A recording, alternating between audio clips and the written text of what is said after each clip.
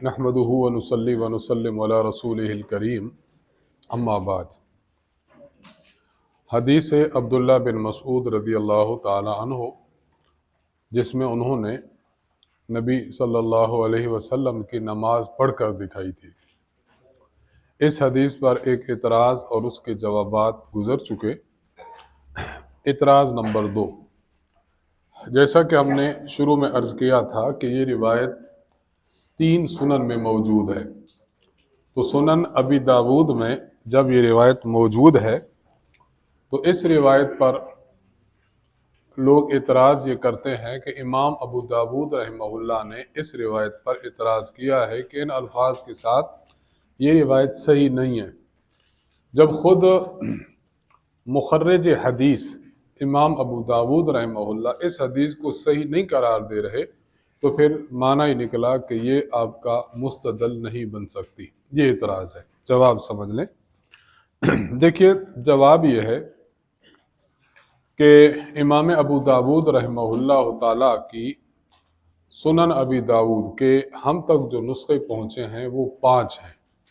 Number 1، نسخہ ابو علی اللؤلؤی رحمہ اللہ۔ یہ نسخہ وہ ہے، امام ابو داود کی وفات ہے 275 ہجری میں، تو یہ نسخہ امام ابو داود نے ابو علی اللؤلؤی رحمہ اللہ کو 275 میں ہی لکھوایا تھا۔ اسی سال امام ابو داود فوت ہو گئے تھے۔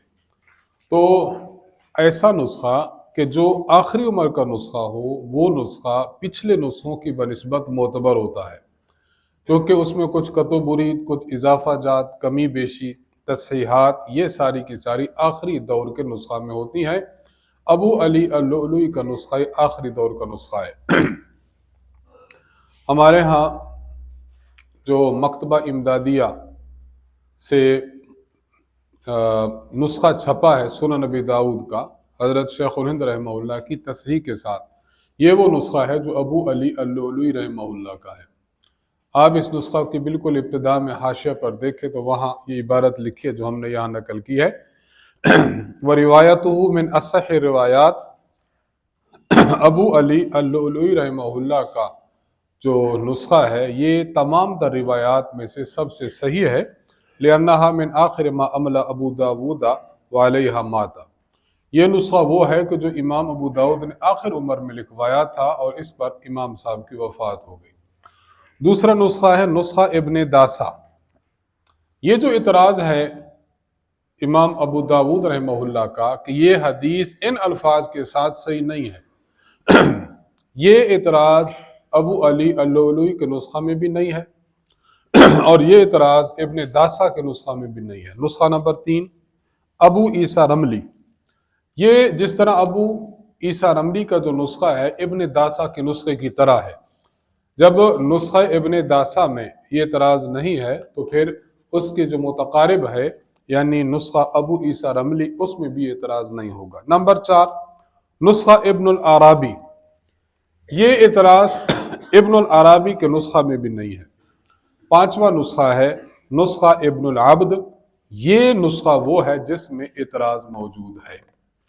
چنانچہ سنن ابن ماجہ کی جو شرح امام مغلطائی بن قلیح رحمہ اللہ نے لکھی ہے، اس میں انہوں نے لکھا ہے امام ابو داود کا یہ جو اعتراض ہے نا کہ یہ حدیث ان الفاظ کے ساتھ صحیح نہیں ہے، یہ اعتراض آپ کا یہ پایا جاتا ہے نسخہ ابن العبد میں۔ تو آپ کے سامنے 5 نسخے آئے، تو یہ اعتراض نسخہ ابن العبد میں ہے جو ابو علی اللؤلؤی کے نسخہ سے بہت پہلے کا ہے۔ آخری نسخہ یہ نسخہ ہے امام ابو علی اللؤلؤی کا، اس میں اعتراض نہیں ہے۔ اس سے یہ بات ثابت ہوئی نسخوں کے تقدم اور تاخر سے کہ آپ رحمہ اللہ کو اعتراض تھا لیکن پہلے دور میں تھا، آخری عمر میں جب آپ نے اپنے آخری شاگرد کو یہ نسخہ لکھوایا تھا تو اس وقت اس اعتراض کو نقل نہیں کیا۔ اس بات کی دلیل ہے کہ آپ اپنے اس اعتراض سے رجوع کر چکے ہیں۔ نمبر 2، جب کسی روایت کے راوی صحیح ہوں، ثقہ ہوں، تو اس روایت پر جرح، یہ جرح غیر مفسر اور مبہم ہوتی ہے، اور جرح غیر مفسر مبہم یہ قابل قبول نہیں ہوتی، اس لیے जरा मुबहम होने की वजह से भी ये जरा नाकाबिल कबूल होगी। और एक अहम बात जरा समझ लें, देखिए आपके पास जो फाइल मौजूद है जरा इसका आखिर देखें। इस फाइल में जो आखिर मखतूतात हैं, सुनन अबी दाऊद का एक मखतूता हाफिज इब्न हजर अस्कलानी रहमहुल्लाह का है, और ये हाफिज इब्न हजर अस्कलानी के अपने हाथ से लिखा हुआ है। इब्न हजर रहमहुल्लाह के इस नुस्खा में आप देख लें जरा, यहाँ हदीस इब्न मसऊद रजी अल्लाह अन्हु को जिक्र किया गया, काला फसल्ला फलम यरफ यदैहि इल्ला मर्रतन। ये नकल करने के बाद एतराज इस नुस्खा में नकल नहीं किया हाफिज इब्न हजर अस्कलानी रहमहुल्लाह ने। ये मखतूत इस बात की दलील है कि आखिर उम्र के नुस्खा में एतराज नहीं है। इससे अगले सफ़े पर आए, मकतबा हकीम बादशाह, ये तुर्किया में मौजूद है। यहाँ पर कई कुतुब अहादीस के नुस्खे मौजूद हैं। इसमें आप जरा देख लें, बिल्कुल दरमियान में बाबो मल्लम यज़कुर रफ़ा इंद रुकू, इन्होंने हदीस बयान की है हजरत अब्दुल्ला बिन मसूद रज़ी अल्लाह अन्हु की, फसल्ला फलम यरफ़ा यदैहि इल्ला मर्रतन, ये नकल की है। उसके बाद मुत्तसिल बाद मोहम्मद बिन सब्बाह की दूसरी हदीस जिक्र कर दी, इन्होंने इतराज नकल नहीं किया। अच्छा, तीसरा नुस्खा है जामे अल अजहर में। जामे अल अजहर के दो नुस्खे हैं, यह है नुस्खा नंबर 1। अबू दाऊद के इस नुस्खा में भी एतराज नहीं है, और जामे अल अजहर के नुस्खा नंबर 2 जो इससे अगले सफ़ा पर है, हमारी फाइल का सफ़ा 74 है, इस पर भी यह नुस्खा मौजूद है और यहाँ भी एतराज मौजूद नहीं है। इस बात की दलील है, हमारे मुअय्यद 4 मखतूतात हैं जिसमें इमाम अबू दाऊद का एतराज मौजूद नहीं है, जो इस बात की दलील है कि आप रहमहुल्लाह अपने इस नुस्खा से रुजू कर चुके। नंबर 2, एक और बात समझें, वो ये एक टेक्निकल सी बात है, वो ये समझे कि देखें अगर कोई मुहक्किक तहकीक करता है किसी हदीस पर, तो तहकीक के दौरान अगर उसको किसी पिछले नुस्खे की कोई इबारत मिलती है और वो आखिरी नुस्खे में लगाना चाहता है, तो उसका आजकल जो एक इंटरनेशनल मेयार है वो ये है कि आप उस इबारत को लगा सकते हैं, लेकिन आप बड़ी ब्रैकेट लगाएंगे। मसलन पिछले नुस्खा की कोई इबारत आपको मिली है और आप इस नुस्खा में लगाना चाहते हैं, तो चूंकि आखिरी नुस्खा के असल मखतूत में वो इबारत नहीं है, आप हवाला देना चाहते हैं किसी पिछले नुस्खा का, तो आप बड़ी ब्रैकेट लगाएंगे। बड़ी ब्रैकेट लगाकर आप पिछले नुस्खा की इबारत को नकल कर देंगे। तहकीकी मैदान में इसकी गुंजाइश है। ये बड़ी ब्रैकेट बताती है कि इस आखिरी नुस्खा में ये इबारत नहीं है। अरब से जब सुनन अबी दाऊद का नुस्खा छपा है और बैरूत से छपा, दार इब्न हजम से, इज्जत उबैद अद्दास और आदिल अस-सैयद की तहकीक से, उन्होंने ये एतराज नकल किया, लेकिन बड़ी ब्रैकेट लगाकर, ये बताने के लिए कि किसी दौर में ये एतराज होता था। लेकिन कुर्बान जाएं गैर मुक़ल्लिद दोस्तों पर, उन्होंने नुस्खा सुनन अबी दाऊद का छापा, उन्होंने इतराज नकल कर दिया, ब्रैकेट उड़ा दी, ये बताने के लिए कि ये इतराज आखिर नुस्खा का है। अगर वो किसी पिछले मखतूता का हवाला देना चाहते हैं तो उसूली तौर पर बड़ी ब्रैकेट उनको लगानी चाहिए थी। चुनाचे आप हमारी फाइल का सफ़ा नंबर 75 देखें, फाइल का सफ़ा नंबर 75 देख लिया, इसमें जरा देखें, बाब मल्लम यज़कुर रफ़अ इंद रुकू, आपने देख लिया। अच्छा, इसमें हदीस के बाद काल अबू दाऊद हाज़ा हदीसुन मुख्तसरुन मिन हदीसिन तवीलिन व लैसा हुवा बिसहीहिन अला हाज़ल, इसके बाहर क्या लगा हुआ है? ये बड़ी ब्रैकेट, ये बता रहा है कि असल नुस्खा में एतराज नहीं है, ये किसी साबिक मखतूत का है।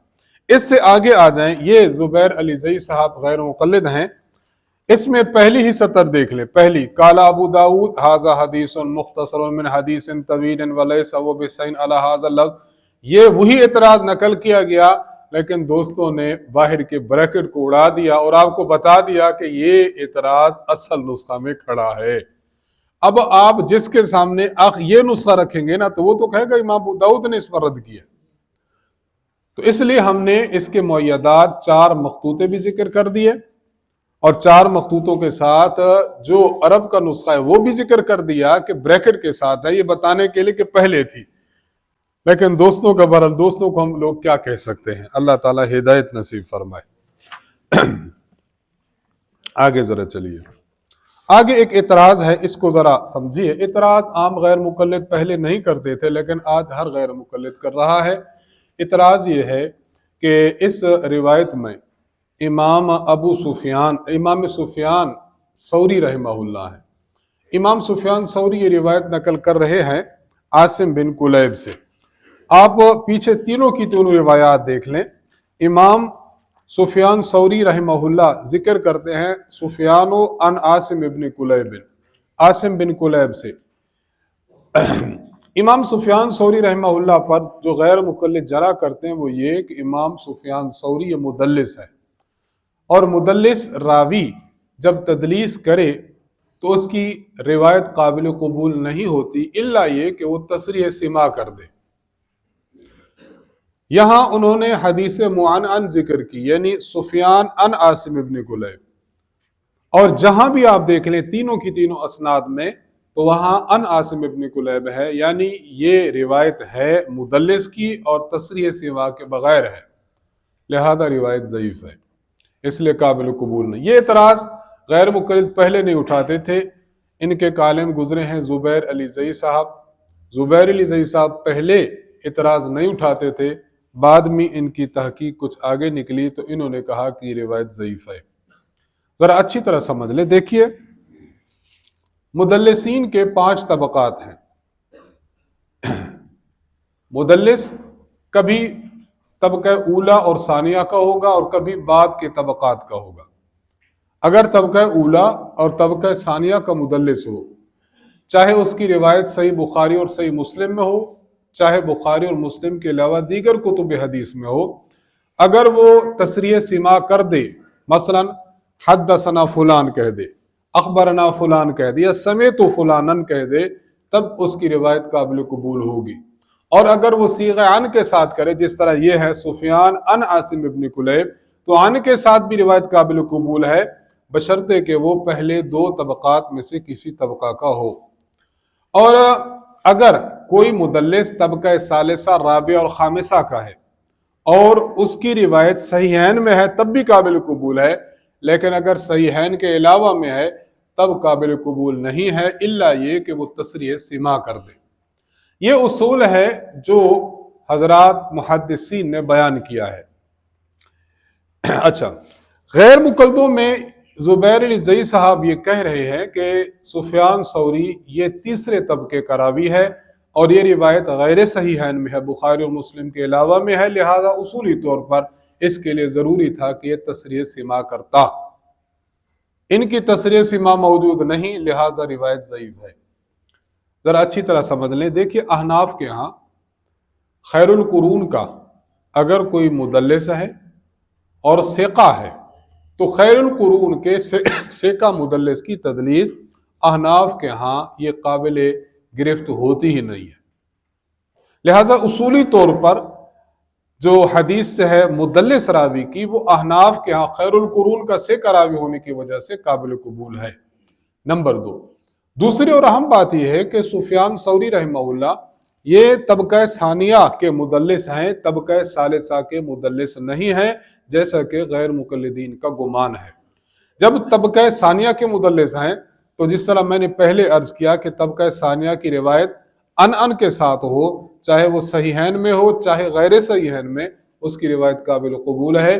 اب یہاں سفیان ثوری رحمہ اللہ کی روایت غیر صحیحین میں ہے، بخاری اس میں، ترمذی، نسائی اور ابو داود میں، لہذا ثانیہ طبقہ کا مدلس ہونے کی وجہ سے روایت قابل قبول ہوگی.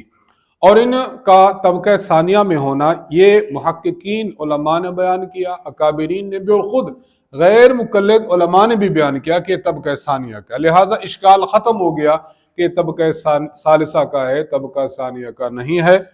ان میں امام ابو سعید خلید بن کیکلدی العلائی الشافی رحمہ اللہ جامع التحصیل فی احکام المراسیل میں، حافظ ابن رسکلانی رحمہ اللہ طبقات المدلسین میں. اچھا، عصر حاضر کے جو डॉक्टर्स हजरात हैं उनमें मोहम्मद इब्राहिम दाऊद अल मूसली, दुक्तूर अवाद अल खलफ और सैयद अब्दुल माजिद अल गौरी, इन्होंने भी तबका सानिया का लिखा है। गैर मुकल्लिदों में बदियुद्दीन राशदी साहब और हाफिज मोहम्मद गोंदलवी साहब, इन्होंने भी सुफियान सौरी को तबका सानिया का मुदल्लिस लिखा है। इसलिए तसरीह सीमा न भी हो तब भी उसूली तौर पर आप रिवायत काबिल कबूल है। और अगर तबका सालिसा का भी हो तब भी अगर उसका कोई मुताबे मिल जाए जो उसकी रिवायत की मुताबत करे, उसकी रिवायत को तकवीयत पहुंचाए, तो फिर भी रिवायत काबिल कबूल है। दो मुताबे हैं जो हमने आपके सामने पेश किए हैं, नंबर 1 इब्न इदरीस और नंबर 2 अबू बकर अन्नाशली। इन दो हजरात की मुताबत की वजह से ये रिवायत फिर दर्जे सही को पहले भी है लेकिन अब मजीद सेहत को पहुंच जाएगी। खुलासा कलाम ये निकला कि हजरत अब्दुल्ला बिन मसूद रजी अल्लाह अन्हु की हदीस पर होने वाले इश्कालात बेबुनियाद हैं। ये हदीस सही है जैसा कि हमने इसके रवात पर बहस की है और मुहक्किकीन उलमा और खुद गैर मुक़ल्लिदों से बताया कि ये रिवायत सही है और इसकी सनद इमाम मुस्लिम रहमहुल्लाह की शर्त पर है। दलील नंबर 5, ये रिवायत इमाम अबू बकर अल इस्माइली की किताब है अल मुअज्जम, आपके शयूख पर है।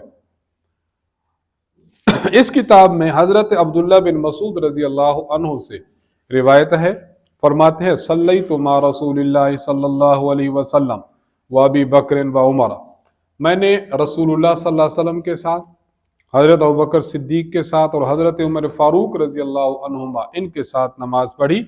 फलम यरफऊ ऐदियहुम इल्ला इन दफ्तिताहिस सला, ये हजरात रफ़े दैन नहीं करते थे मगर सिर्फ शुरू नमाज में।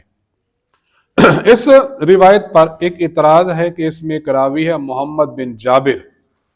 मोहम्मद बिन जाबिर जो है ये रावी ज़ईफ़ है, हाफ़ज़ा आखिर उम्र में ख़राब हो गया था और इनकी कुतुब ज़ाय हो गई थी और ये अपने हाफ़ज़े के बलबूते पर रिवायत करते थे और तलकीन को कबूल करते थे। और ये जो अल्फाज है ना कि नबी अलैहिस्सलाम आखिर में रफ़े दैन शुरू में करते थे फिर रफ़े दैन नहीं करते थे, ये अल्फाज इस तलकीन का नतीजा है। ये एतराज़ है जो गैर मुक़ल्लिदीन की तरफ से। तलकीन मसलन एक उस्ताद पढ़ा रहा है और उसको अपने पढ़ाने पर शरह सदर नहीं है, भूला हुआ है, कोई तालिब इल्म किसी रिवायत के बयान करने में कह देता है उस्ताद जी ये भी लफ्ज़ है, तो वो उस्ताद उस तालिब इल्म के अल्फाज को कबूल करके उसको हदीस में बयान कर देता है। इसको कहते हैं तलकीन को कबूल करना। तलकीन वो कर रहा है और कबूल तलकीन ये कर रहा है। तो इसलिए जो तलकीन को कबूल करता है मुहद्दिस उसको मुलक्कन कहते हैं। मुलक्कन इसमें मफूल का सीगा। इस रावी पर जो इश्काल है, असल बात यह है, मैं बहुत इख्तिसार से अब चलना चाहूँगा। असल बात यह है कि ये रावी अव्वलन तो सिक़ा है, अव्वलन काबिल एतमाद है, अव्वलन सच्चा और सदूक है। मामला ये बना था कि इस रावी की दो किस्म की मरवियात हैं। नंबर 1 वो मरवियात जो यमामा में है और वो मरवियात जो मक्का में है। अगर इसके किसी शागिर्द ने इससे रिवायत मक्का और यमामा में ली है तब तो रिवायत में काबिल कबूल है, और अगर इसने मक्का और यमामा के अलावा में ली है उस वक्त ये काबिल कबूल नहीं है।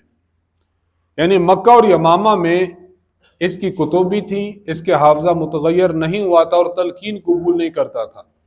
जब मक्का और यमामा से हटा अब इसका हाफजा खराब हुआ और इनकी कुतुब ज़ाय हो गई और तलकीन को कबूल करते थे। चुनाचे इमाम इब्न अबी हातिम अर्राजी रहमहुल्लाह फरमाते हैं कि मैंने अपने वालिद हजरत अबू हातिम राजी से सुना और हजरत इमाम अबू ज़ुरअ राजी से सुना। ये सफ़ा नंबर 15 पर हवाला में पढ़ रहा हूँ। उन्होंने कहा मन कतब अन्हु बिल यमामति व बि मक्का फहुव सदूकुन, जिस बंदे ने इससे मक्का में और यमामा में रिवायत की है उस वक्त ये काबिल कबूल है, सदूक है। और इस रिवायत में जो इनका रावी शागिर्द है उनका नाम है इसहाक बिन इसराइल। अब देखें जरा, इसहाक बिन इसराइल ने मोहम्मद बिन जाबिर से यमामा में रिवायत ली है, लिहाजा उसूली तौर पर क्या बना, उस वक्त मोहम्मद बिन जाबिर जो है وہ सेका और सदूक है, उस वक्त मुलक्कन भी नहीं है, उस वक्त सूए हिफ्ज का शिकार भी नहीं है, और उस वक्त उनकी कुतुब ज़ाय भी नहीं हुई। मालूम ये हुआ कि इन पर इतराज़ जो है वो इतराज़ बनता नहीं है। हमारी रिवायत यमामा वाले दौर की है, जब वो यमामा में मुहद्दिस हुआ करते थे, और उस वक्त की रिवायत ये मुहद्दिसीन की तसरीह के मुताबिक काबिल कबूल है। दलील नंबर 6, सफ़ा 15 पर दलील नंबर 6, मुस्नद अबी हनीफा बिरिवायत अबी नुआइम। इमाम अबू हनीफा रहमहुल्लाह की सनद के साथ ही रिवायत है, कहते हैं कि मैंने इमाम शाबी से सुना, उन्होंने हजरत बरा बिन आजिब रजी अल्लाह अन्हु से सुना, वो फरमा रहे थे काना रसूलुल्लाह सल्लल्लाहु अलैहि वसल्लम इज़फ्ततह सलाता रफ़अ यदैहि हत्ता युहाज़िया मनकिबैहि। नबी अलैहिस्सलातु वस्सलाम जब नमाज शुरू फरमाते तो अपने हाथों को कंधों तक उठाते थे। ला यऊदु बिरफ़इहिमा हत्ता युसल्लिम मिन सलातिही, अब दोबारा रफ़ यदैन न करते तावक्ते कि आप नमाज से फारिग हो जाते। दलील नंबर 7, ये दलील सुनन अबी दाऊद में भी मौजूद है और मुस्नद अबी याला में भी मौजूद है। मोहम्मद बिन सब्बाह फरमाते हैं मुझे शरीक ने बयान किया, उन्होंने यजीद बिन अबी ज़ियाद से, उन्होंने अब्दुर्रहमान बिन इब्न अबी लैला से, बरा इब्न आजिब से कि रसूलुल्लाह सल्लल्लाहु अलैहि वसल्लम काना इज़फ्ततह सलाता रफ़अ यदैहि इला क़रीब मिन उज़ुनैहि सुम्मा ला यऊद। नबी अलैहिस्सलातु वस्सलाम जब नमाज शुरू फरमाते तो शुरू में रफ़अदैन करते, सुम्मा ला यऊद, फिर आप रफ़अदैन नहीं करते थे। इस रिवायत पर एक इश्काल है। इश्काल ये है, इसमें एक रावी है ना, मैंने जो पढ़ा है ये रावी नंबर 3 है, यजीद बिन अबी ज़ियाद। इस पर जरा ये है कि आखिर उम्र में इसका हाफजा खराब हो गया था, आखिरी उम्र में इसका हाफजा खराब हो गया था और ये तलकीन को कबूल करता था। और ये जो रिवायत उसने पेश की है ना कि नबी अलैहिस्सलातु वस्सलाम फिर रफ़अदैन नहीं करते थे, सुम्मा ला यऊद का जो जुमला है, बहरहाल ये जुमला तग़य्युर हिफ्ज़ के बाद का है। जब हाफजा खराब हुआ था उसके बाद ये जुमला उन्होंने पेश करना शुरू किया, लिहाजा ये जुमला और ये रिवायत नाकाबिल कबूल है। ज़रा इसका जवाब समझ लें। पहली बात तो ये है कि ये जो रावी है ये सेका और सदूक है, और ये अपनी जगह है, ये अपनी जगह है कि आपके हाफजे पर असर हुआ था, आप तलकीन को कबूल करने लगे थे, ये बात अपनी जगह है, लेकिन फी नफ्सी ही आप सेका और सदूक हैं। अलबत्ता ये है कि आप रहमहुल्लाह ताला ने जो रिवायत पेश की है, इस रिवायत में आपके कई ऐसे शागिर्द हैं जो आपसे इस रिवायत को नकल करते हैं, और ये शागिर्द आपके किबार शागिर्द हैं, यानी आपके पहली उम्र के शागिर्द हैं। देखिए जरा, अगर ये सुम्मा ला यऊद का जुमला ये तग़य्युर हिफ्ज़ के बाद का होता, आखिर उम्र का होता, तो पहली उम्र के शागिर्द जिक्र करते नहीं, आखिर के ना। लेकिन हमने आप रहमहुल्लाह ताला के आखिरी उम्र के 5 शागिर्दों की असनाद नकल की हैं कि आपकी पहली उम्र के 5 शागिर्द इस जुमला को नकल करते हैं। मालूम ये होता है कि ये जुमला आपके तग़य्युर हिफ्ज़ के बाद का नहीं है, बल्कि उससे पहले का है, जब हाफजा ठीक था। और जब बंदे का हाफजा ठीक हो और रिवायत नकल करे तो अब इश्काल की कोई वजह नहीं होनी चाहिए। चुनाचे इमाम सुफियान सौरी, हुशैम बिन बशीर, इब्न उयैना, इस्माइल इब्न ज़करिया और इमाम इब्न इदरीस रहमहुमुल्लाह, इन हजरात ने आपसे जुमला नकल किया और ये आपके पहली उम्र के शागिर्द हैं, तो इस बात की दलील है कि ये तग़य्युर हिफ्ज़ से पहले का है।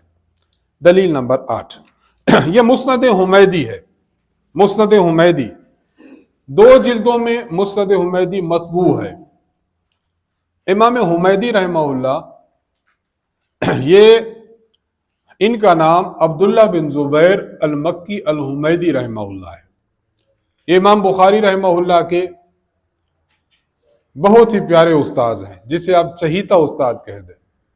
इमाम बुखारी रहमहुल्लाह ताला की जो सही बुखारी है, अजीम किताब, सही बुखारी की इब्तिदा उन्होंने जिस उस्ताद से की है कि उनसे मैं सनद पेश करूं, अब बताएं कि वो कितना बड़ा आदमी होगा और कितना अजीम आदमी होगा। इमाम हुमैदी रहमहुल्लाह ताला से صحیح بخاری کی پہلی روایت کو پیش کیا گیا ہے۔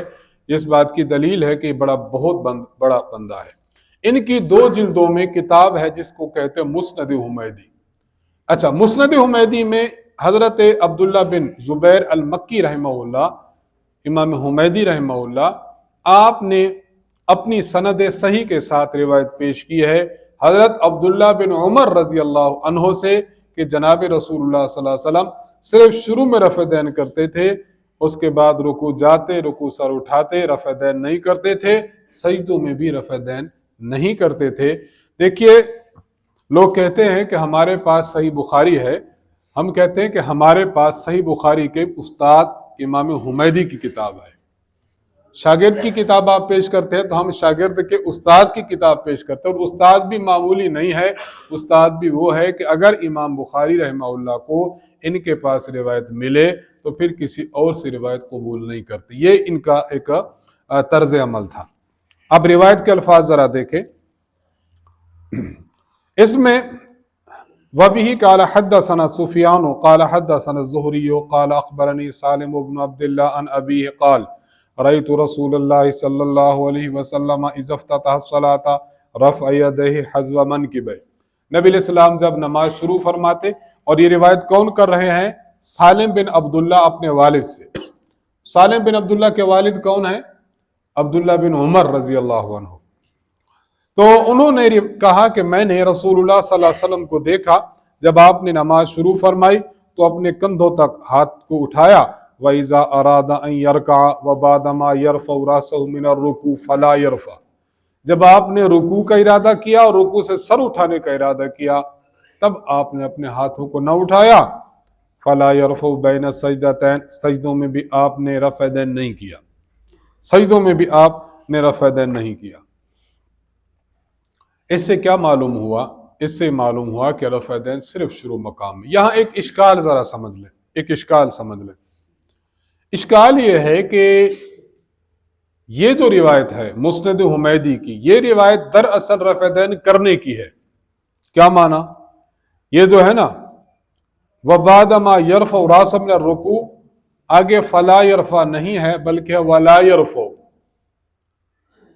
وَلَا يَرْفَعُ اور آگے وَلَا يَرْفَعُ بَيْنَ السَّجْدَتَيْنِ۔ مطلب یہ کہ نبی علیہ السلام رکوع جاتے، سر اٹھاتے رفع دین کرتے تھے اور سجدوں میں نہیں کرتے تھے۔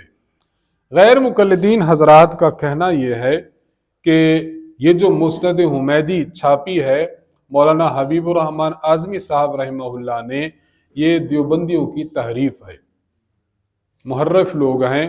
اصل میں یہ رفع دین نہ کرنے کی روایت نہیں بلکہ رفع دین کرنے کی روایت تھی، انہوں نے تحریف کر کے رفع دین نہ کرنے کے بنا دیا۔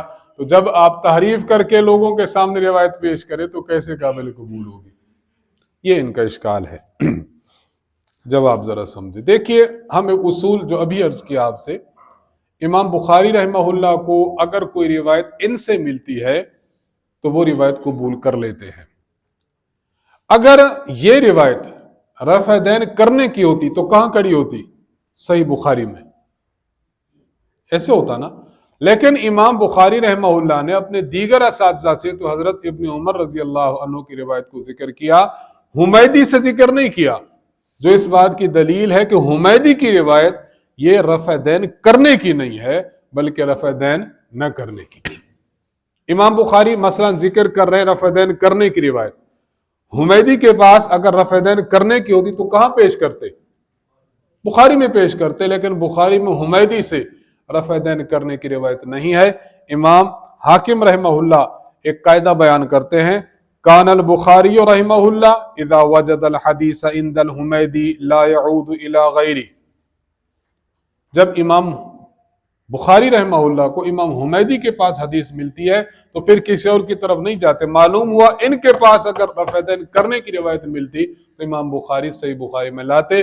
نہ لانا اس بات کی دلیل ہے کہ حمیدی کی روایت ترک رفع دین کی ہے، رفع دین کرنے کی نہیں ہے، نمبر 1۔ نمبر 2، دوسری اور اہم بات ذرا آپ نے سمجھنی ہے، دلیل نمبر 9 پر آئیں ذرا، دلیل نمبر 9۔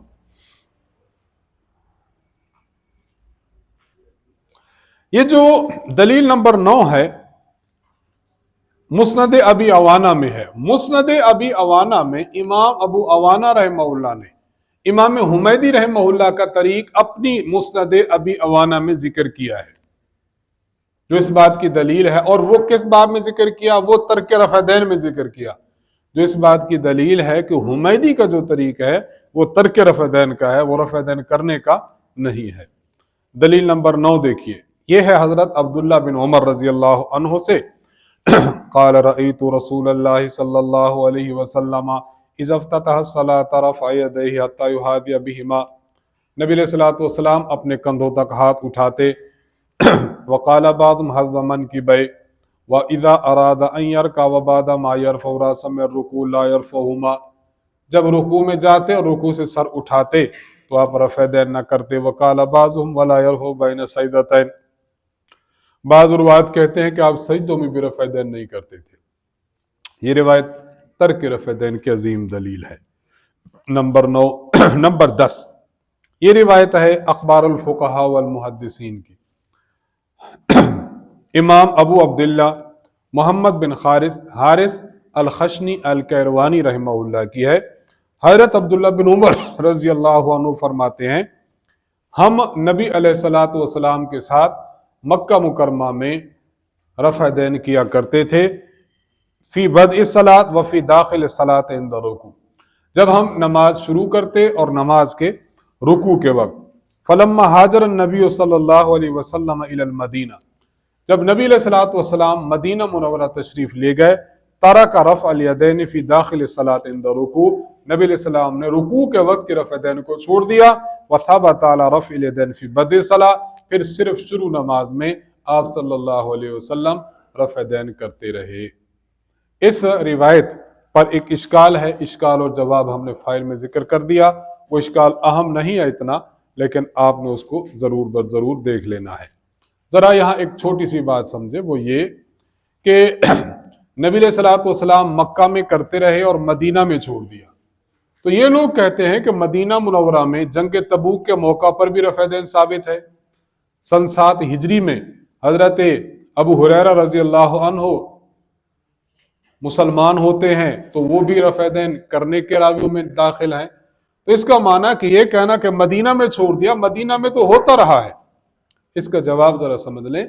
मदीना में छोड़ दिया का ये माना नहीं है कि मदीना में जाते छोड़ दिया, बल्कि मदीना में छोड़ दिया का माना यह है कि मदीना में भी करते रहे और आखिर उम्र में जाकर छोड़ा।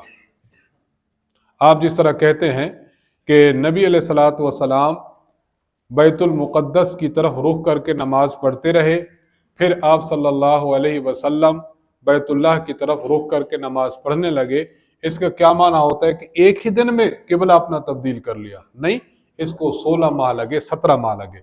जब हम ये कहते हैं कि मक्का में करते थे और मदीना में छोड़ दिया, इसका माना यह है कि मदीना में भी कुछ अरसा चला जैसा कि रिवायात है, और फिर आप अलैहिस्सलाम ने छोड़ दिया, जैसा कि खुद अब्दुल्ला बिन उमर रज़ी अल्लाहु अन्हु की रिवायत है। आगे जरा चलिए, ये रिवायत है अल खिलाफियात बहकी में, अल खिलाफियात बहकी में। ये रिवायत हजरत अब्दुल्ला बिन उमर रज़ी अल्लाहु अन्हुमा से है। नबी अलैहिस्सलातु वस्सलाम जब आप नमाज शुरू करते रफ़दैन करते। अन्ना नबी सल्लल्लाहु अलैहि वसल्लम कान यरफ़उ यदैहि इज़ा इफ्ततह सलात, नबी अलैहिस्सलाम जब नमाज शुरू फरमाते तो रफ़दैन करते। सुम्मा ला यऊद, फिर नबी अलैहिस्सलाम रफ़दैन नहीं करते थे। अब आप इस रिवायत के जितने भी रावी हैं उन रावियों की आप तहकीक देख लें। उस्ताद मोहतरम दामद बरकातुहुम ने हर रावी की यहाँ पर हालात लिखे हैं, बताया है कि ये रिवायत सेका हजरात से मरवी है। इस रिवायत से वाज़ेह होता है कि नबी अलैहिस्सलातु वस्सलाम ने सिर्फ शुरू में रफ़दैन किया है, फिर आप अलैहिस्सलाम ने रफ़दैन नहीं फरमाया। एक बात समझ लीजिए, वो ये कि ये रिवायत पहले बयान की जाती थी और असल किताब यानी किताबुल खिलाफियात सामने मौजूद नहीं थी। जब किताबुल खिलाफियात मौजूद नहीं थी तो इस रिवायत को जिस तरह कोई मुहद्दिस बयान करता है ना, बस आखिर सनद से कुछ रावी ले ले। जिस तरह आप आज कहें सही बुखारी में हजरत अबू हुरैरा रज़ी अल्लाहु अन्हु से रिवायत है, नबी अलैहिस्सलाम ने फरमाया جو شخص رمضان میں رات کا قیام کرتا ہے اس کے پچھلے گناہ اللہ معاف کرتے ہیں۔ اب آپ حضرت ابو ہریرہ سے روایت کرتے ہیں جبکہ پہلے بھی سند ہے، لیکن چونکہ آپ کے پیش نظر کتاب موجود ہے اس لیے آپ آخر سے چند روات کا تذکرہ کرتے ہیں۔ بالکل اسی طرح ایسا ہوا کہ جن حضرات کے سامنے کتاب الخلافیات تھی امام بہقی رحمہ اللہ کی، انہوں نے آخری راویوں سے روایت کو لیا اور اپنی کتب میں ذکر کیا، جیسا کہ امام زیلعی رحمہ اللہ نصب الرایہ میں لکھتے ہیں۔ اچھا، معاملہ چلتا رہا، اب کتاب مخطوط پتہ نہیں کہاں موجود تھی، مطبوع کتاب تھی نہیں۔ اب جب روایت غیر مقلدین کو پیش کی گئی، انہوں نے کہا اس روایت میں تو پہلے راوی ہیں ہی نہیں، کیونکہ یہ تو راوی بعد کے ذکر کیے گئے، لہذا یہ روایت منقطع ہے۔ اور کتنی منقطع ہے؟ امام بہقی رحمہ اللہ تعالی اور جس راوی سے آپ لوگ روایت کرتے ہیں وہ اتنے درمیان میں لمبا فاصلہ ہے کہ جس کو طے کرنے کے لیے اونٹوں کی گردنیں تک ٹوٹ جائیں، اتنا لمبا فاصلہ ہے، اور آپ لوگ اس کو پیش کر رہے ہیں۔ لیکن اللہ تعالیٰ کی شان یہ ہے کہ کتاب الخلافیات اب چھپ چکی ہے، اور یہ جو ہم نے آپ کے سامنے روایت پیش کی ہے اسی چھپی ہوئی کتاب سے ہم نے پیش کی ہے۔ اس میں جو راوی ہیں کہیں بھی انقطاع نہیں، وہ دو راوی جو بعد کے حضرات نے نہیں نقل کیے تھے اصل کتاب میں کھڑے ہیں۔ جس طرح آپ کو کوئی کہتے کہ حضرت ابو ہریرہ سے آپ نے پیش کیا جبکہ پہلے راوی نے، لہذا روایت ہی ٹھیک نہیں ہے، یہ اعتراض نہیں ہوگا۔ اصل کتاب دیکھنے میں حرج کیا ہے؟ اصل کتاب موجود ہے۔ خیر، اصل کتاب سے ہم نے آپ کی خدمت میں پیش کی کہ ابن عمر رضی اللہ عنہ سے سند صحیح کے ساتھ یہ روایت موجود ہے کہ نبی علیہ الصلوۃ والسلام نے رفع دین کیا شروع میں، اس کے بعد آپ صلی اللہ علیہ وسلم نے رفع دین نہیں کیا۔ چونکہ اس روایت پر یہ حضرات پہلے اشکال کر چکے تھے، کتاب چھپ چکی ہے، اس کتاب کو سامنے رکھا جائے تو اشکال ختم ہو جاتے ہیں، لیکن ہم نے پھر بھی ان کے اشکالات کو باقی رکھتے ہوئے ان کا جواب دیا ہے تاکہ آپ کے سامنے اگر وہ اشکالات آ جائیں تو آپ کے سامنے جواب بھی ہوں، گو کہ آپ کے سامنے کتاب اصل موجود ہے۔ دلیل نمبر 12، صفحہ نمبر 27 پر آ جائیں۔ یہ درمیان کے جتنے بھی سوالات جوابات ہیں یہ مکمل ہیں، آپ حضرات نے ان کو دیکھنا ہے۔ دلیل نمبر 12، یہ روایت صحیح بخاری میں ہے، باب سنت الجلوس فی التشہد، اس کو آپ نے اچھی طرح سمجھنا ہے۔ دیکھیں،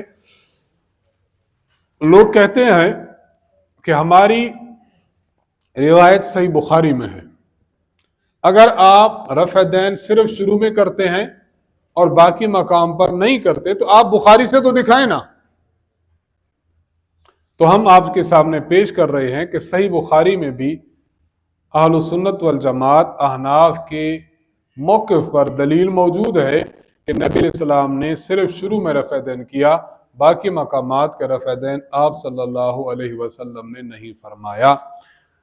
باب سنت الجلوس فی التشہد میں ابو حمید ساعدی رضی اللہ عنہ، یہ صحابہ کرام رضی اللہ عنہم کی ایک جماعت میں بیٹھے ہوئے تھے، تو محمد بن عمرو بن عطا کہتے ہیں کہ فذکرنا صلاۃ النبی صلی اللہ علیہ وسلم، ہم نبی علیہ السلام کی نماز، ہم نے تذکرہ کیا حضور کی نماز کا۔ فقال ابو حمید الساعدی رضی اللہ عنہ، حضرت ابو حمید ساعدی فرمانے لگے، انا کنت احفظکم لصلاۃ رسول اللہ صلی اللہ علیہ وسلم، میں نبی علیہ الصلوۃ والسلام کے نماز آپ سے زیادہ جانتا ہوں۔ رأیتہ اذا کبر جعل یدیہ ھذا منکبیہ، نبی علیہ الصلوۃ والسلام نے جب شروع کی تکبیر کہی اپنے ہاتھوں کو آپ علیہ السلام نے اپنے کندھوں کے برابر تک اٹھایا۔ وَإِذَا رَأَكَ أَمْكَنَ يَدَيْهِ مِنْ رُكْبَتَيْهِ، آپ نے جب رکوع کیا تو اپنے ہاتھوں کو اپنی گھٹنوں پر ٹکا دیا۔ ثُمَّ حَسَرَ ظَهْرَهُ، اپنی کمر کو آپ علیہ السلام نے سیدھا کیا۔ فَإِذَا رَفَعَ رَأْسَهُ اسْتَوَىٰ، جب آپ نے سر اٹھائے تو بالکل سیدھے کھڑے ہو گئے۔ حَتَّى يَعُودَ كُلُّ فَقَارٍ مَكَانَهُ، آپ کی ہر ہڈی اپنے اصل جوڑ پر آ گئی۔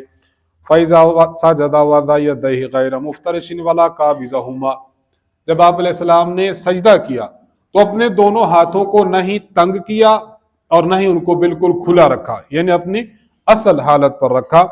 وَاسْتَقْبَلَ بِأَطْرَافِ أَصَابِعِ رِجْلَيْهِ الْقِبْلَةَ، اپنے انگلیوں کے رخ کو آپ علیہ السلام نے قبلہ کی جانب فرمایا۔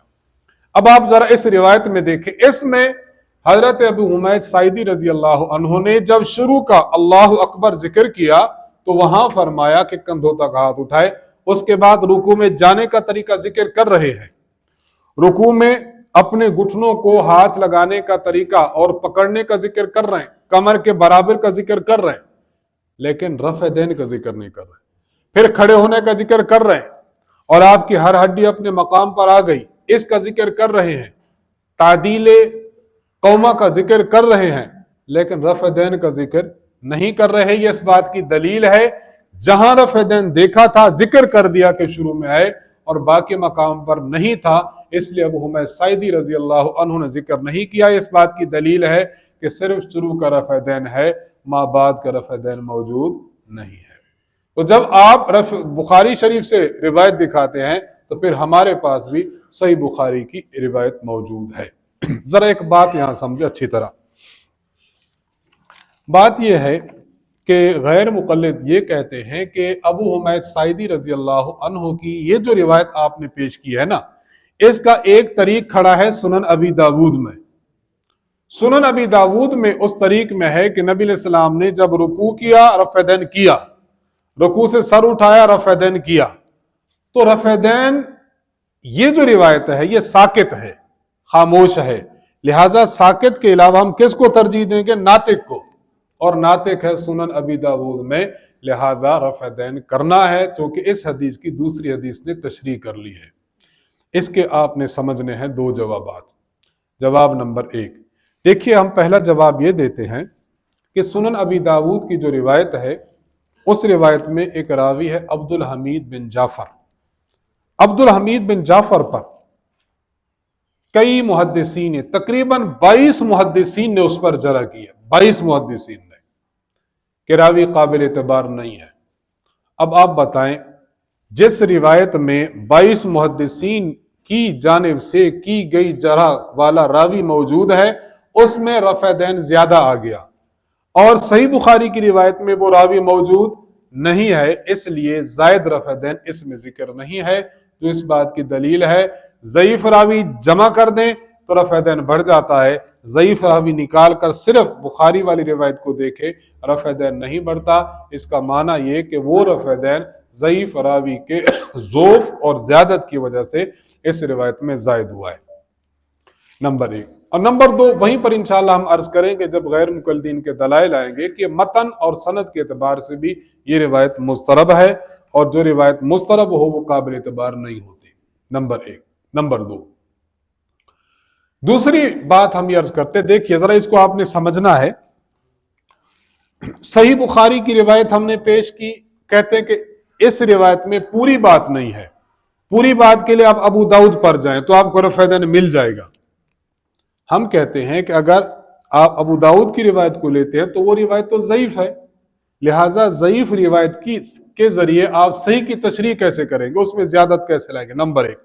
نمبر 2، آپ صحیح بخاری سے حضرت عبداللہ بن عمر رضی اللہ عنہ کی روایت دکھاتے ہیں، تو ہم آپ سے کہتے ہیں کہ عبداللہ بن عمر رضی اللہ عنہ کی روایت میں سجدوں کی رفع دین کا ذکر نہیں ہے، اور اسی طرح صحیح بخاری میں حضرت مالک بن حویرث رضی اللہ عنہ کی روایت ہے، مالک بن حویرث رضی اللہ عنہ کی روایت میں سجدوں کے رفع دین کا ذکر نہیں ہے۔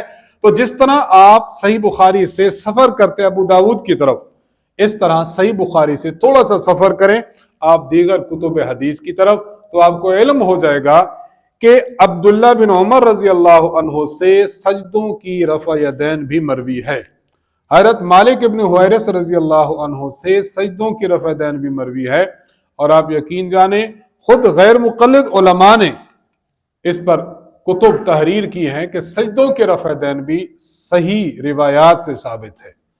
چنانچہ محمد ناصر الدین البانی صاحب غیر مقلد، انہوں نے روایت پیش کی ہے حضرت عبداللہ بن عمر کی بھی اور حضرت مالک ابن حویرث رضی اللہ عنہ کی بھی، کہ ان سے صحیح اسناد کے ساتھ سجدوں کے رفع دین ثابت ہے، اور انہوں نے کہا کہ 10 صحابہ ایسے ہیں کہ جو سجدوں کے رفع دین کے قائل ہیں اور روایات نقل کرتے ہیں۔ اور ایک اور ان کے محدث گزرے ہیں، فتح الودود فی تحقیق رفع الیدین فی السجود نامی کتاب لکھی ہے، اس میں انہوں نے سجدوں کی رفع دین 9 صحابہ سے ذکر کی ہے۔ اب ہم آپ سے غیر مقلدوں سے سوال کرتے ہیں، ہم رکوع سے جاتے، رکوع سے سر اٹھاتے رفع دین نہیں کر رہے، آپ کہتے ہیں کہ ان کی نماز نہیں ہوتی کیونکہ رفع دین نبی علیہ السلام کی سنت ہے یا واجب ہے یا فرض ہے، انہوں نے چھوڑا۔ ہم آپ سے عرض کرتے ہیں کہ آپ کے محقق علماء کی تحقیق کی روح سے سجدوں کو جاتے رفع دین ہے اور سجدوں سے سر اٹھاتے رفع دین ہے۔ 4 رکعت میں کتنے سجدے ہیں؟ 8۔ ہر سجدے میں جاتے رفع دین، اس سجدے سے اٹھتے رفع دین، 8 2 16۔ 16 مقام کی رفع دین آپ لوگ نہیں کرتے۔ اگر ہم رکوع جاتے سر اٹھاتے نہیں کرتے اور ہم خلاف سنت نماز پڑھتے ہیں، کتنے مرتبہ جی؟ 9 مقام پر نہ کر کے، تو آپ 16 مقام پر نہ کر کے کتنے مرتبہ خلاف سنت کام کرتے ہیں؟ 16۔ تو اگر 9 مقام والا رفع دین نہیں کر رہا اور خلاف سنت کے نعرے لگ رہے ہیں، تو پھر آپ اپنی جماعت میں زیادہ خلاف سنت کے نعرے لگائیں کہ ہم لوگ 16 مقام پر رفع دین نہیں کر رہے۔ آپ نے ایک روایت پڑھی ہے نا، ایک واقعہ پڑھا ہے نا کہ آپ کی بات تو جر دیتی ہے لیکن میری بات کیوں نہیں جر دیتی؟ یہی بات ہے کہ ہم نے 9 مقام کے رفع دین نہیں کی تو طوفان کھڑا کر دیا، اور آپ کے محققین کی تحقیق کی روح سے ان 2 حضرات سے جو پیش میں عرض کر رہا ہوں 16 مقام کی رفع دین کے قائل نہیں، اور آپ پھر بھی اہل الحدیث ہیں۔ جو چاہے آپ کا حسن کرشمہ ساز کرے۔ آگے ذرا چلیے، آگے روایت ہے دلیل نمبر 13۔ یہ دلیل ہے حضرت جابر بن سمورہ رضی اللہ تعالی عنہ کی۔ حضرت جابر بن سمورہ رضی اللہ عنہ کی روایت کے 2 طریق ہیں صحیح مسلم میں۔ ایک طریق آپ کے سامنے موجود ہے تمیم بن طرفہ کا، اور ایک طریق ہے عبداللہ بن قبطیہ کا۔ یہ دونوں شاگرد ہیں حضرت جابر بن عبداللہ رضی اللہ عنہ، جابر بن سمورہ۔ یہ جو طریق ہے جو ہم پیش کر رہے ہیں، یہ طریق ہے تمیم بن طرفہ کا۔ تمیم بن طرفہ کہتے ہیں کہ حضرت جابر بن سمورہ نے فرمایا کہ نبی علیہ الصلوۃ والسلام ایک بار تشریف لائے تو آپ علیہ السلام نے فرمایا مالی اراکم رافی ایدیکم کانہا اذناب خیل شمس اسکنوا فی الصلاۃ۔ کیا ہو گیا مجھے کہ میں تم کو دیکھ رہا ہوں کہ اس طرح ہاتھوں کو حرکت دے رہے ہو جس طرح شریر گھوڑوں کی دم ہوتی ہے۔ ثم خرج علینا، پھر آپ علیہ السلام تشریف لائے اور ہمیں دیکھا کہ ہم حلقوں میں بیٹھے ہیں۔ آپ علیہ السلام نے فرمایا کہ الگ الگ ہو کر کیوں بیٹھے ہو؟ ثم خرج علینا، پھر تشریف لائے۔ فقال الا تصفون کما تصف الملائکہ، اس طرح صفیں بناؤ جس طرح ملائکہ بناتے ہیں، ایک صف پھر پیچھے اور پھر پیچھے، پھر صفوں کو صفوں کے ساتھ ملانا ہے، الگ الگ نہیں کرنا، یعنی 2 صفوف کے درمیان فاصلہ زیادہ نہیں کرنا۔ اس روایت میں نبی علیہ الصلوۃ والسلام نے کیا فرمایا کہ مالی اراکم رافی ایدیکم کانہا اذناب خیل شمس اسکنوا فی الصلاۃ، نماز میں سکون اختیار کرو۔ ہمارے محققین حضرات جن میں امام زیلعی رحمہ اللہ اور علامہ بدر الدین عینی رحمہ اللہ جو شارح بخاری ہیں، انہوں نے ذکر کیا اسکنوا فی الصلاۃ کا معنی یہ ہے کہ نماز میں بے جا حرکات سے اجتناب کرو۔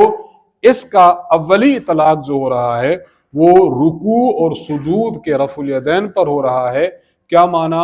اسکنوا فی الصلاۃ کا معنی کہ تم نماز میں سکون اختیار کرو، یعنی نماز میں رکوع کو جاتے اور رکوع سے سر اٹھاتے ہوئے آپ رفع الیدین نہ کریں۔ رکوع کو جاتے اور رکوع سے سر اٹھاتے آپ رفع الیدین نہ کریں۔ چنانچہ یہ حضرات فرماتے ہیں انما یقال ذالک لمن یرفع یدیہ فی اثناء الصلاۃ، یہ اس بندے کو کہا جاتا ہے جو نماز کے دوران رفع دین کرتا ہے، وہو حالت الرکوع او السجود ونحو ذلک، اور یہ رکوع اور سجدے کی حالت ہوتی ہے اور اس طرح کی دیگر حالتیں۔ بس یہ آخری روایت ہے، میں اس پر تھوڑی سی بات کرتا ہوں اور اپنا سبق ہم ختم کرتے ہیں۔ دیکھیے پہلی بات تو یہ ہے کہ کوئی کہہ سکتا ہے کہ اگر نماز میں سکون کرنا ہے تو آپ شروع میں تو اللہ اکبر کہتے ہیں، اس وقت تو رفع دین کرتے ہیں۔ جواب یہ ہے اسکنوا فی الصلاۃ، ایک ہوتا ہے عند افتتاح الصلاۃ، ایک ہوتا ہے آخر الصلاۃ، اور ایک ہوتا ہے فی الصلاۃ۔ فی الصلاۃ کا تعلق ابتدا اور آخر سے نہیں ہوتا، فی الصلاۃ میں وہ افعال شامل ہیں جو درمیان والے ہیں اور وہ رکوع اور سجدے والا رفع دین ہے۔ لہذا اس روایت سے شروع نماز کے رفع دین پر فرق نہیں پڑے گا۔ ایک اور بات ذرا سمجھ لیں، اشکال سمجھ لیں۔ اشکال یہ ہے، بعض لوگ یہ کہتے ہیں معاذ اللہ ثم معاذ اللہ کہ اگر آپ لوگ اس روایت کو رکوع والے رفع دین پر محمول کرتے ہیں کہ اس روایت میں رکوع والا رفع دین منع کیا گیا ہے، تو یہ معاذ اللہ ثم معاذ اللہ نبی علیہ الصلوۃ والسلام کی گستاخی اور توہین ہے۔ کیوں؟ نبی علیہ السلام نے یہ کیا ہے نا رفع دین، ہم خود بھی مان رہے ہیں، نبی علیہ السلام نے رکوع کا رفع دین کیا ہے، رکوع سے اٹھنے کا کیا ہے، سجود کا کیا ہے۔ اگر آپ اس روایت کو محمول کرتے ہیں اس رفع دین پر جو رکوع سجود والا ہے، تو اس میں الفاظ کیا ہیں؟ مالی اراکم رافی ایدیکم کانہا اذناب خیل شمس، معاذ اللہ۔ پھر نبی علیہ الصلوۃ والسلام کے فعل مبارک کو تشبیہ دینا لازم آتا ہے کس کے ساتھ؟ اذناب خیل کے ساتھ، گھوڑے کی دم کے ساتھ، لہذا یہ تو درست نہیں۔ اس کا مطلب کیا ہے؟ اس روایت کو معمول کریں آپ سلام کے وقت رفع دین پر، چونکہ سلام کے وقت رفع دین نبی علیہ السلام نے خود ثابت نہیں ہے، بلکہ کون کر رہے تھے؟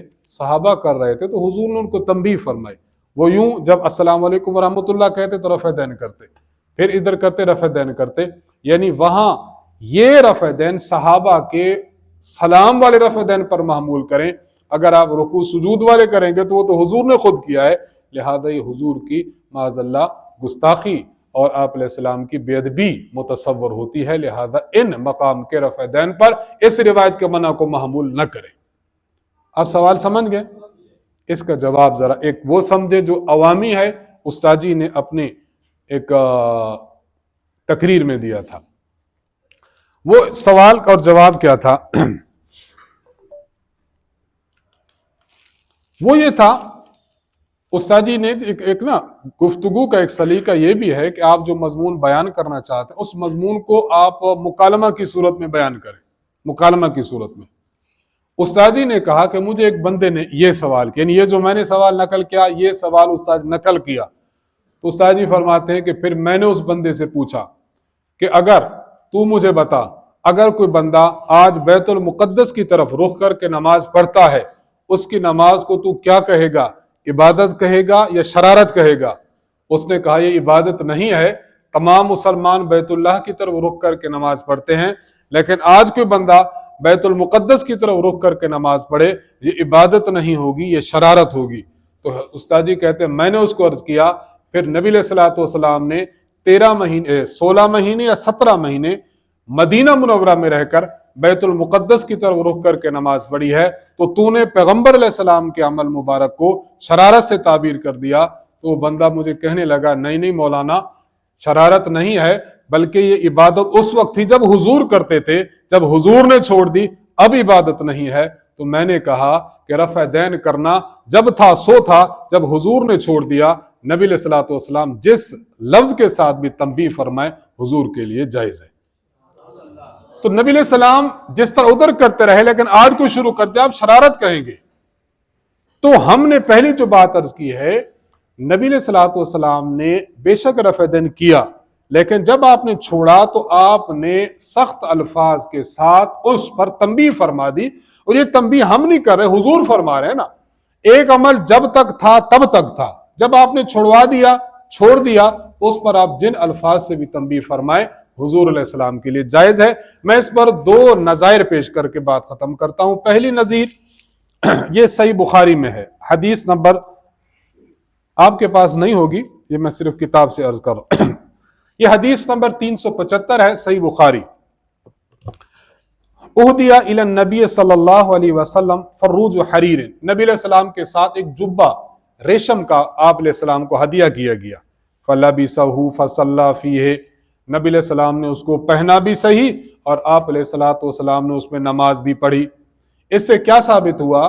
اس سے ثابت ہوا کہ ریشم کے لباس کو پہننا بھی حضور سے ثابت ہے، اور پہن کر اس لباس میں نماز پڑھنا بھی حضور سے ثابت ہے۔ اچھا، ثم انصرف، پھر آپ علیہ السلام نماز سے ایک طرف ہوئے، فنزعہ نزعا شدیدا للکارہ لہ، نبی علیہ السلام نے اس کو پھر اتار پھینکا، اور آپ علیہ السلام نے جس طرح کوئی کسی چیز کو نا سخت ناپسند کرتے ہوئے اتارتا ہے، آپ نے وہ جبہ اتار دیا اور فرمایا لا ينبغی ھذا للمتقین، متقی اور پرہیزگار لوگوں کے لیے ریشم کا لباس پہننا جائز نہیں ہے۔ اب دیکھیں، جب تک جواز تھا نبی علیہ السلام نے نہ صرف یہ کہ پہنا بلکہ پہن پر نماز پڑھی، اور جب جواز ختم ہو گیا، اللہ کی طرف سے منع آ گیا، آپ علیہ السلام نے کتنے سخت الفاظ فرمائے، لا ينبغی ھذا للمتقین، کہ متقی لوگوں کے لیے یہ لباس پہننا جائز نہیں۔ تو ہم غیر مقلدوں سے سوال کرتے ہیں، اس حدیث کے بارے میں کیا کہیں گے؟ کیا وہ یہ کہیں گے کہ اس کو یہ نہ کہو؟ کیوں؟ ہم کہیں گے کہ نبی علیہ الصلوۃ والسلام نے پہنا ہے، اور جب پہنا اس وقت ہے جب جائز تھا۔ جب آپ علیہ الصلوۃ والسلام کے لیے ناجائز ہو گیا امت کے لیے، تو آپ علیہ السلام نے سخت الفاظ سے تنبیہ فرما دی، اس کو گستاخی اور بے ادبی سے تعبیر نہیں کیا جاتا۔ خام خواہ عوام الناس کے جذبات کو بھڑکانے کے لیے کہ یہ لوگ رفع دین شروع کر دیں، تو اس قسم کا ہتھ کنڈے استعمال کرنا یہ تحقیقی میدان میں غلط ہے۔ نمبر 2، دوسری میں آپ کی خدمت میں عرض کروں، دیکھیے صحیح مسلم میں 2 روایت ہیں۔ ایک روایت ہے 2091، یہ روایت ہے حضرت عبداللہ بن عمر فرماتے ہیں ان رسول اللہ صلی اللہ علیہ وسلم استنا خاتما من ذہب، نبی علیہ الصلوۃ والسلام نے ایک سونے کی انگوٹھی بنوائی، استنا صنعت سے بنوانا، فکان یجعل فصہ او فصہ فی باطن کفہ، آپ علیہ السلام نے جب بنوائی تو آپ اس کا جو نگینہ ہوتا ہے وہ آپ اپنی ہتھیلی کے اندرونی جانب کر رہے تھے۔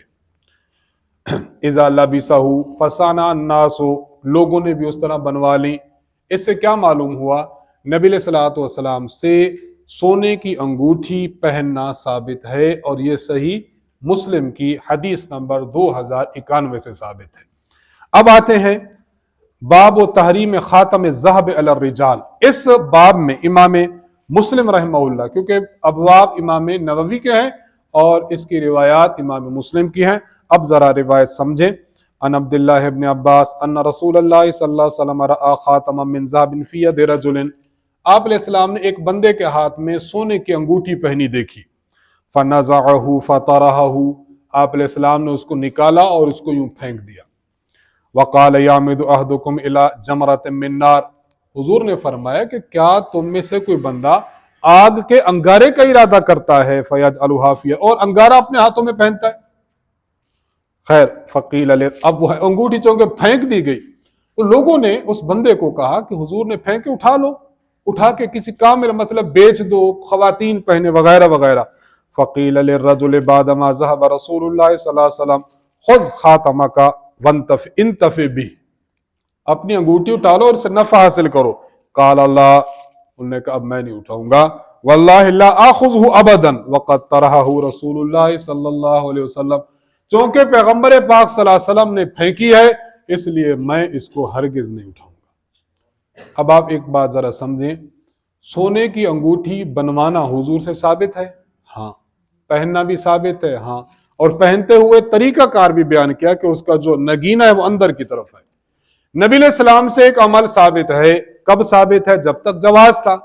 اچھا، اس کے بعد نبی علیہ الصلوۃ والسلام نے نہ صرف یہ کہ صحابی کے ہاتھ سے اس کو کھینچ کر یوں پھینکا، بلکہ آپ علیہ السلام نے کیا فرمایا؟ اس کو آگ کے انگارے سے تعبیر فرمایا، معاذ اللہ۔ اب آگ کا انگارے سے تعبیر کیا، اس کا معنی کہ اتنی سخت الفاظ سے نکیر کیوں فرمائی کہ اب یہ آپ علیہ الصلوۃ والسلام کی شریعت میں درست نہیں رہا۔ اس کا معنی کہ اگر آپ یہ کہہ دیں کہ رفع دین کو اگر محمول کرے رکوع وال رفع دین اس روایت کو تو گستاخی ہے، تو ہم کہیں گے گستاخی نہیں ہے، یہ عقل سے سوچنے کی دلیل ہے، عقل سے سوچنے کا کام ہے، مقام ہے، اس لیے کہ ایک عمل جائز تھا کرتے رہے، جب منع ہو گیا تو سخت الفاظ کے ساتھ آپ صلی اللہ علیہ وسلم نے منع فرما دیا۔ یہاں پر بھی رفع دین جب تک تھا سو تھا، نبی علیہ الصلوۃ والسلام نے جب سخت الفاظ سے منع فرما دیا تو اس میں گستاخی کا، بے ادبی کا، بے حرمتی کا کوئی پہلو نہیں نکلتا، وگرنہ تو آپ بہت سی چیزیں پھر آپ کیا کہنے لگ جائیں گے؟ شراب پہلے پی جاتی تھی، بالکل پی جاتی، پھر کیا ہوا؟ منع آ گیا. اور منع کو کس لفظ سے تعبیر کر دیا گیا؟ انما الخمر والمیسر والانصاب والازلام رجس من عمل رجس کہا گیا، عمل شیطان کہا گیا. اب آپ بتائیں، پھر کہے گا کہ دیکھیں جی فلاں روایت میں چونکہ آیا ہے کہ فلاں صاحب نے پی تھی لہذا یہ تو حرام ہے، لہذا تم گستاخی کر رہے ہو، یہ کہہ رہے ہو کہ انہوں نے پی تھی. اور جس وقت پی تھی اس وقت جواز تھا، جس وقت منع ہو گیا اس وقت رجس کے، عمل شیطان کے الفاظ ہیں. لہذا دو روایتوں کو اور دو چیزوں کو گڑبڑ کر کے عوام کے سامنے پیش نہ کیا جائے. تحقیقی میدان میں وہ بات کی جائے جو عقل و شعور کی روشنی میں درست ہو. بلا وجہ عوام الناس کے جذبات کو بھڑکانا یہ اہل علم کو، اہل تحقیق اور اہل عمل کو جو ہے وہ زیب نہیں دیتا. اللہ تبارک و تعالی ہم سب کو احادیث صحیح سمجھنے کی توفیق بخشے.